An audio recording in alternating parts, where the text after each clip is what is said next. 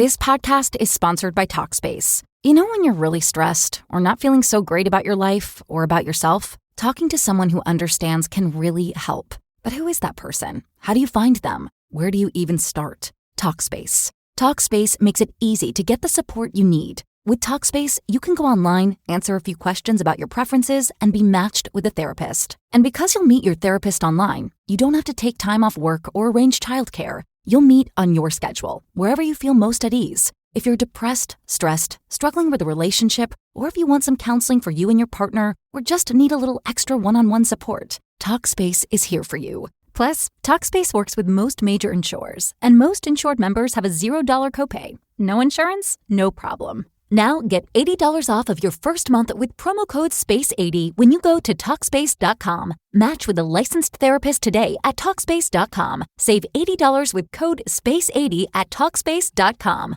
Other shows we have for you to enjoy at myclassicradio.net. The Avengers was most certainly not a household name in South Africa prior to the radio series. With no national television service until 1976, the mechanism simply was not present in the country to show television programs to mass audiences. While many other countries reveled in the filmed adventures of John Steed and company, South Africa was not equipped to join in the fun. The series took Britain by storm and made a major impression in the American markets, being that greatest of rarities, a British series given a network transmission slot. However, as a film series, rather than a videotaped one, The Avengers was able to gain a modicum of exposure in South Africa through film rentals. Come and listen at myclassicradio.net. Lights out for the devil and Mr. O.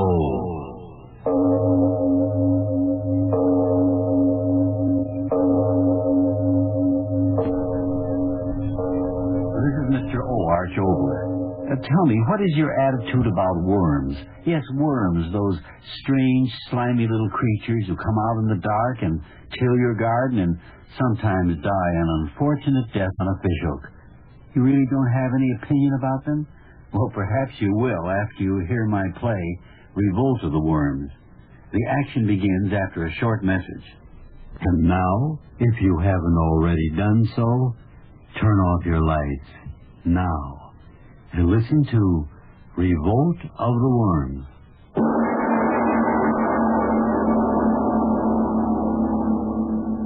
All I can do is sit and think and wait. Wait for the floors to lift and the walls to crash. Facts. Think of facts. Yes, a journal of facts. Think how it began, why it's happening. Journal of facts until the walls crash in and the thick flesh. Charles Prentice. There's a fact. Chemist and fool. Fool. Run away. Run away. Run away. Run away from reality. War. War. War.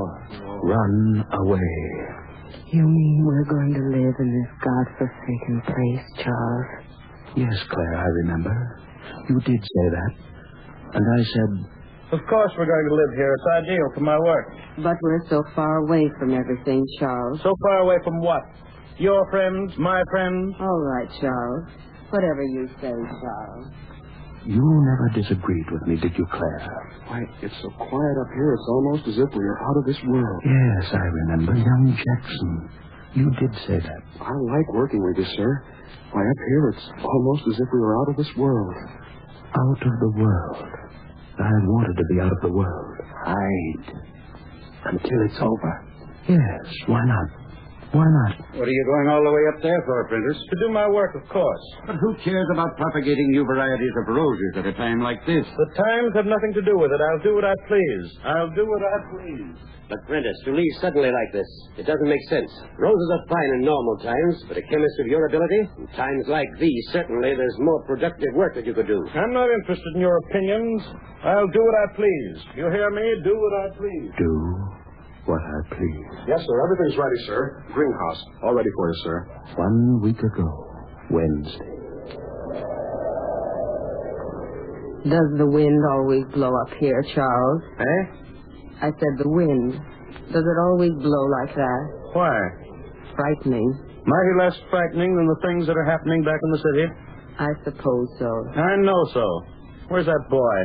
Jackson. Yes, sir? The phosphates, are they ready yet? Not quite, sir. Well, get them ready. Every one of the plants. We work late tonight. Very late. Worked late and hard. That was the answer to everything. Chemist of your ability. In times like these, there certainly must be more important work than propagating roses that you could do. A chemist of your ability. In times like these, there certainly must be more important... No, wouldn't think of that, I told myself. Wouldn't think of that. Roses. Yes, develop the greatest rose in the world. That would be my answer to them. While they bombed and burned, I'd develop the largest rose the world had ever known. And when the world settled down again, I'd come back and bring the rose to them, and they wouldn't care if I had run away. My plan. Why did it go wrong? Claire, why did it go wrong? Claire... No. Dead. You're dead. They killed you. Dead as I'll be dead. If I could only think, why did it go wrong? Well, I put the solution that's left over, Mr. Prentice. Yes, I do remember. That was it. Oh, gosh, Mr. Prentice, I'm trying to understand, but I'm so tired. You must keep working. The only salvation is to work. What's salvation got to do with roses? Don't be impertinent. Do your work. Yes, sir. 2 cc for each plant, and careful. Don't let any of it touch the stem. Yes, sir. Yes, sir. You weren't very happy, were you, Jackson? Those were things you couldn't understand. It isn't that I don't want to work, Mr. Prentice. It's just that I'm all mixed up. These roses. Why do I have to pour this stuff on them every hour, on the hour? It doesn't make sense. Hormones? Sure, I know what they are. Secretions from the glands in the human body. Sure, I know what they're for. Make us grow and everything. I get it. That's what you try to do with the roses, and make them grow fast and big. But how do you know these hormones will work on plants, Mr. Prentice? And how do you know how much to give them, and how big will the roses grow, Mr. Prentice? Questions. Everlasting questions. But now I ask them, why did it go wrong? Thursday? What do I remember? Well, I throw the hormone mixture that's left over, Mr. Prentice. Mr. Prentice, I said, well, I throw the hormone... Go away. Can't you see that I'm working? Yes, sir. Yes, sir. Yes, I remember. Friday. What a Friday. Friday night.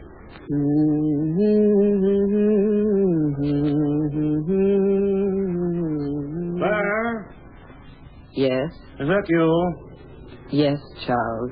What are you doing walking out here in the dark? It's a lovely night. Romantic at your age. I just like the night. You women, come back to the house. All right. Crazy, walking around in the dark. What's the matter with you? Can't you walk? If I hadn't caught you... It's slippery. What are you talking about? It's so slippery around here. Don't talk foolishness. But it is. By George, you're right. What? Stand still. I'll light a match. I had some... Yes. Now, we'll see what... Charles. Stop grabbing. Worms. What? Well, can't you see? Just ordinary earthworms. Night crawlers. We just walked over a few of them. Now, you women with your fears and your squeamishness. Walk on a few worms and you make more noise and more fuss. Yes, I remember. Friday night. The extra hormone solution, where'll I throw it, Mr. Prentice? Mr. Prentice, where'll I throw the extra hormone solution? Saturday. And then the night. Jackson! Jackson, where are you? Jackson, I told you to stay in the house. Jackson, where are you? It's time to feed the plants. Jackson, where are you? He's not here, Charles. Claire, you startled me walking up like that. I didn't mean to. That infernal boy, where is he? Have you seen him? He's not in the house. But I told him not to go out. I told him only an hour ago he's got to work all night. The plants must be watered every hour on the hour. He went out. Well, why didn't you stop him? Now I have to go chase after him. Jackson! Jackson, are you out there? Come in. What did you think it was? Thunder. It's starting to rain. Shut the door. Shut the door, I say. But the boy... If he hasn't the sense to come in out of the rain, it's just too bad. I've got enough to do with worrying about my roses without worrying about him. And don't you go out after him. He'll come back. He'll come back. Saturday night. And when it was day again... Charles, wake up. Please wake up. Oh, where? You're on the couch. You fell asleep on the couch. Charles, get up right away. Well, what's the matter with you? Why should I get up? What difference does it make? Listen to me, please. The boy, he isn't back yet. Huh? Jackson, he isn't back yet. Charles, where can he be? The storm, you slept, I waited. Wait a minute. Have you looked in his room? Just came from there. Charles, where could he have gone to? All through the storm. Stop talking so much and let me get up. Let's go see. Oh. Must you follow me? Why didn't you wake me up? Why did you let me sleep? I must have fallen asleep, too. I opened my eyes, it was day. Oh, Charles. Oh, stop old Charlesing me. Crazy young fool, so he spent the night outside. So what's the difference? Teach him a lesson. Wow. No wonder he isn't back yet. Fog like this, it's as bad as night. Charles. All right. What am I supposed to do? Go wandering through fog like a bloodhound, like a fool? Don't worry, he'll be back. He'll be back. But you never did come back, did you, Jackson? When the sun came out and that everlasting wind came up and lifted the fog. Charles, come here. Where are you? Back of the house, Charles. Come quick. Oh, what is it? What do you want now? The boy isn't around.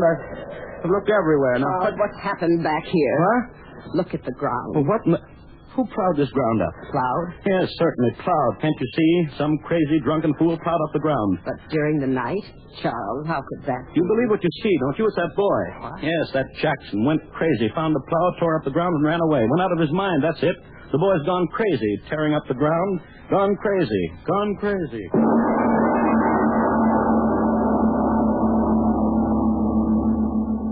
Friends, we leave our The Devil and Mr. O's story of Revolt of the Worms to take a deep breath and a word from your station. And now back to our The Devil and Mr. O's story of Revolt of the Worms.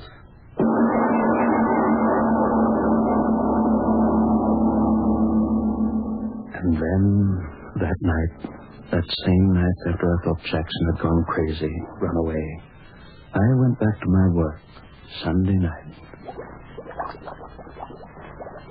Charles, can I speak to you? Charles, please stop your work and talk to me.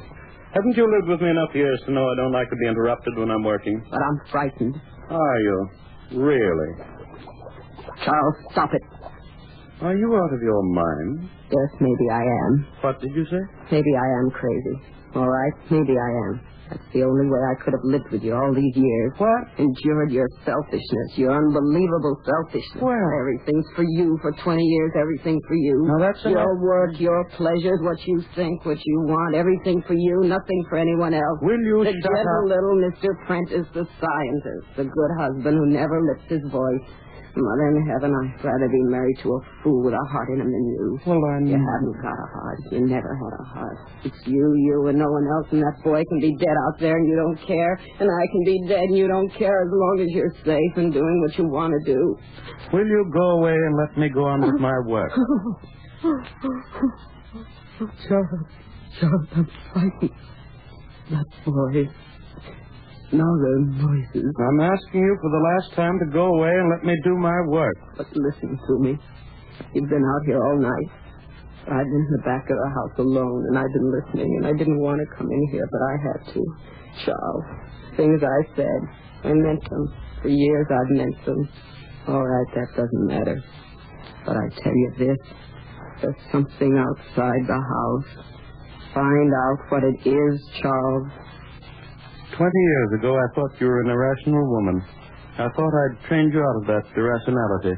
I was wrong. I'll humor you just this once, but never again. Where are these noises? At the back of the house. The lantern, hand it to me. Yes. Thank you. You're frightened. You don't have to go with me. I want to know. What? That you're a fool?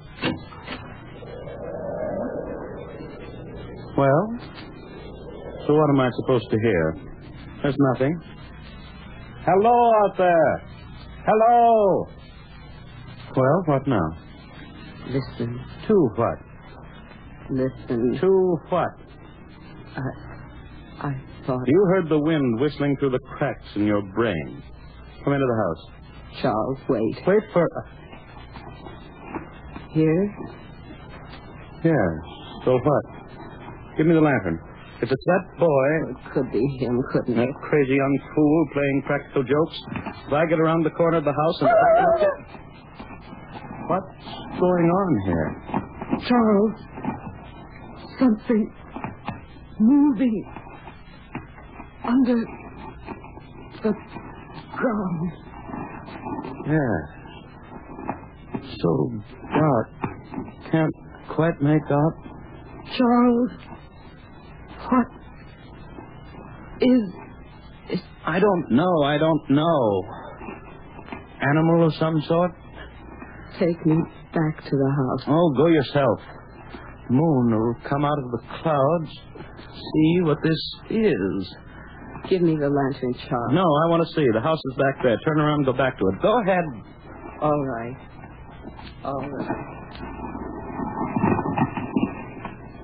Yes.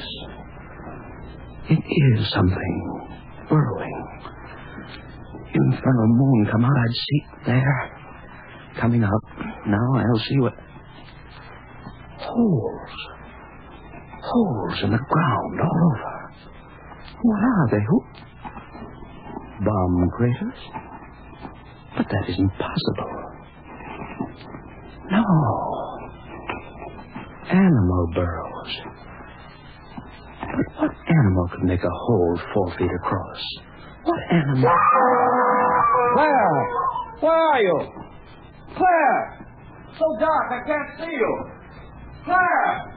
Where are you? Claire! Claire! Where are you?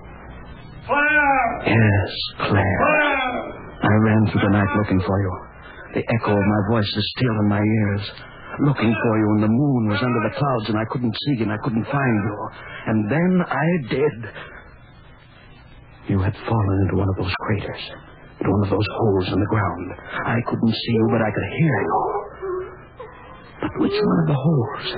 They were all over the ground, pockmarked with them. I ran around in the dark. I could hear you, but couldn't find you. And then the moon, it was out again. Oh, blast the moon. Why did it come out? If it hadn't come out, I wouldn't have seen. And my head... Stop it, Claire, stop it. I can still hear you. I can still see you. Your body down in that hole. As I ran toward you, suddenly I saw that something else was coming toward you. Something that glistened, wet in the moonlight. Something long and slimy. A great twisting snake. Yet not a snake. Not a snake. And the fear in me made me fall to the ground, and I saw, as I lay there, I saw. The thing moved toward the hole in the ground as if you weren't there. As if it were blind and couldn't see. Like a great blind worm.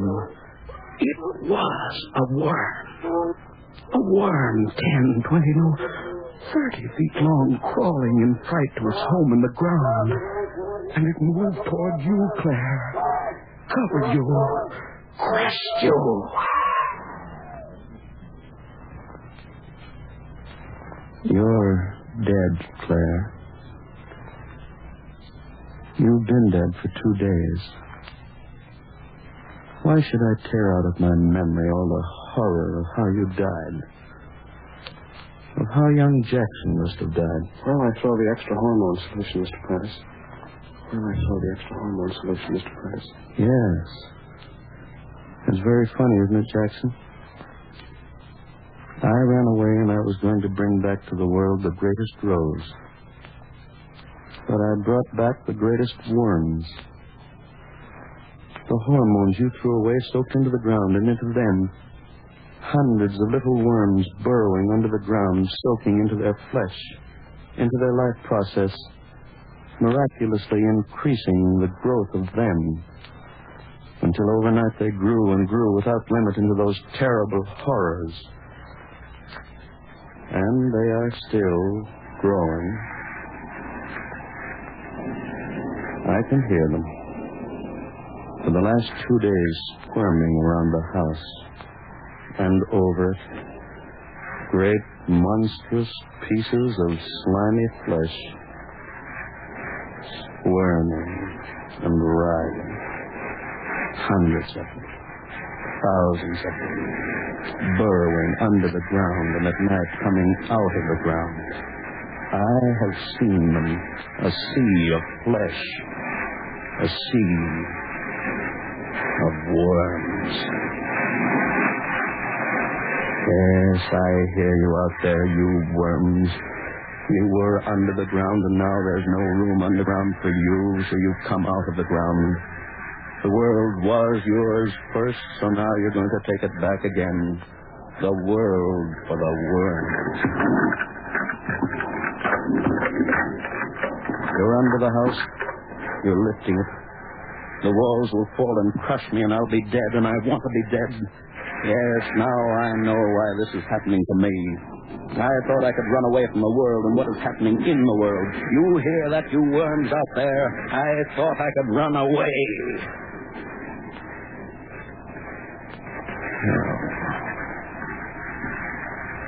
Oh, I'm very tired. Just sit here and wait for them. I know how I'll die. The walls falling, crushing. Window.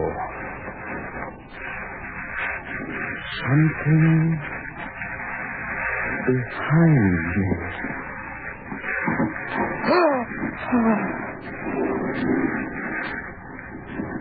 A worm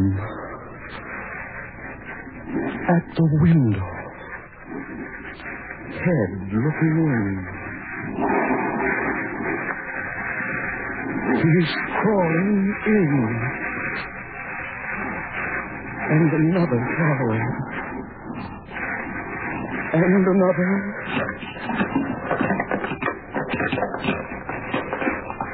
They're filling the room.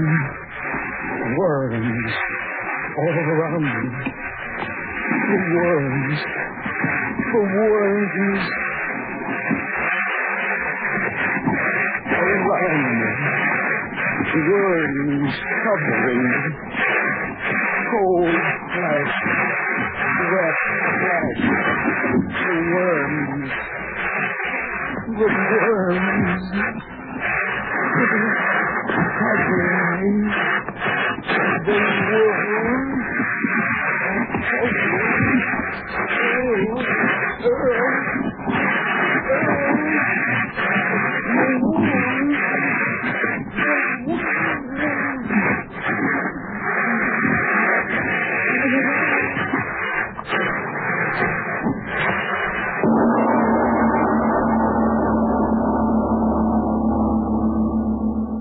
This is Mr. O. Arch Obler. I know what you're thinking. Worms that size, a pure put-on science fiction. Well, personally, I don't believe there's any such category of story as science fiction anymore. Our scientific progress has been so accelerated that what was fiction in the morning can actually happen tonight. 30 years ago, long before human extinction became a possibility with the explosion of the first atom bomb, I wrote a play about the last two survivors in the world. At the time, it was sheer fiction. Something could happen to this Earth of ours that would leave only two survivors, a writer's brainstorm. Yet who among us does not know cold reality, the red buttons east and west that could trigger off a global nightmare? I wrote another play a handful of decades ago that was equally an impossibility. It concerned the very laughable idea that a spaceship was returning from the moon after the first successful landing on that ball of cheese. Yet there are few among us today who haven't witnessed that first giant step on the lunar cinders and the very fantastic return voyage in triumph. Fantasy, fiction, fact, it's all interlaced into tomorrow. And speaking of the future, let me tell you about our next story. Its title is Where Are You? And we'll talk about that after your station has a word. This is Mr. O again. First, to those who have inquired, yes, I've written a book. Its title is House on Fire. Its publisher, Bartholomew House. Now about our next play. It's all about a boy and a girl on a honeymoon. But even in our permissive times, I promise you the strangest honeymoon since that custom began. So next time, the play, Where Are You?